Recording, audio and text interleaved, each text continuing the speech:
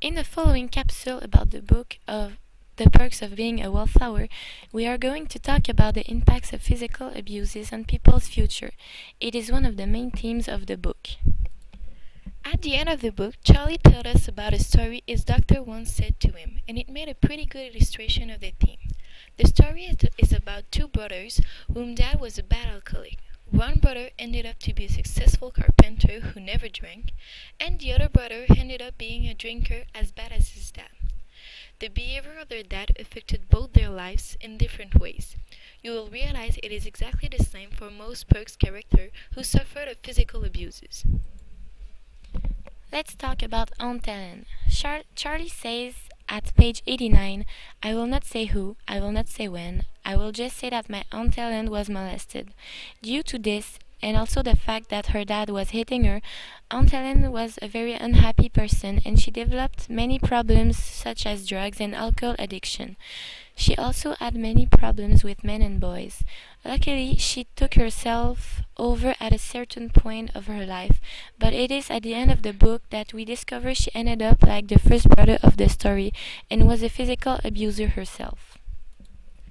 As for Charlie's mother, the impacts of physical abuses on her were less, but still present. Charlie thought, maybe if my grandfather didn't hit her, my mom wouldn't be so quiet, and maybe she wouldn't have married my dad because he doesn't hit. His mom chose to be more like the first brother of the story, and not to follow the family path by having a violent husband.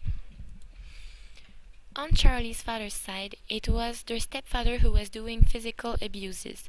He hit my dad all the time, and he hit my Aunt Rebecca all the time. And he really hit my grandma all the time. And my grandma really couldn't do anything about it, I guess, because it went on for 7 years. Because of that, Charlie's grandmother will never find another man because she was through thrusting and will never look for anything else because she didn't know how. Here, physical abuses have left huge emotional sequels, and it provoked interpersonal relationship issues.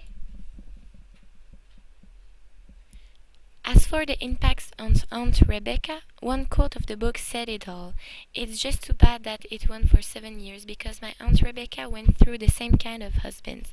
She tends to choose husbands who are violent, just like her stepdad who was her male model all her youth. Not only it has impact on Aunt Rebecca's future by bringing unhealthy relationship to her, but it may as well influence the one of her children. Charlie said, the one girl would probably end up like my Aunt Rebecca, and the one boy would probably end up like his dad. The other boy might end up like my dad because he can really play sports and he had a different dad than his brother and sister. Unlike her sister, Charlie's father decided to act like the first brother in the doctor story. Just like the first brother who didn't want to touch to alcohol, Charlie's father really doesn't want to hit his children. The few times he did, he felt terrible about it. The fear of becoming like his stepfather is always there and is never going to leave him. As for Charlie's sister, it happened when she was at her house with her boyfriend and they were arguing. And this guy got really red-faced and he looked at Charlie. Then he looked at Charlie's sister, and he wound up and hit her hard across the face. Afterward, her sister said that it was all her fault, that she was provoking him, but her dad said it was no excuse. Charlie's sister is one of those victims who blame themselves and excuse people who hurt them. She doesn't realize the gravity of the situation. If what Bill says is right by saying that we accept the love we think we deserve, that means she thinks she deserves to be treated this way. And if she accepts those violence at her age, there's good chance she's going to end up like her aunts. We can compare Charlie's sister relation to Rihanna and Chris Brown. In 2009, Chris Brown hit Rihanna while he was driving. Even if what he did to her was unacceptable, she forgave him and they came back together. They showed themselves in public even if most of the people discouraged her. It happened in the same way with Charlie's sister. Her boyfriend hit her, and even if her parents didn't allow her to see him, she was secretly seeing him and she wanted to marry him.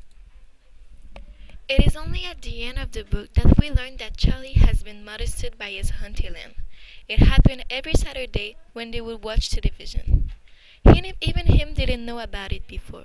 He was in denial due to a post-traumatic effect. The shocking revelation gave us a hint about Charlie's behavior. It explained a lot of things, such as his social awkwardness, the fact that he never participates, his mental breakdown, his difficulty to express his feeling, and to regulate his emotions. His whole life was affected by this trauma, but his doctor has helped him work out on a lot of things since then. About his hinterland, about his family and friend, and him. If Helen had not molested Charlie, he would probably have been a totally different person and might not have been a wallflower.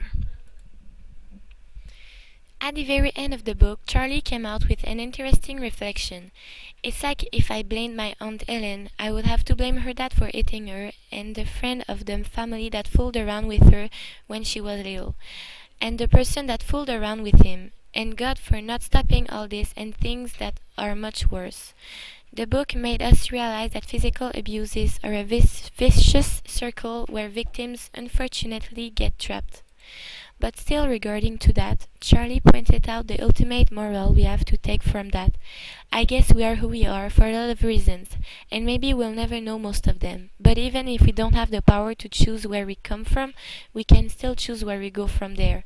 We can still do things and try to feel okay about them.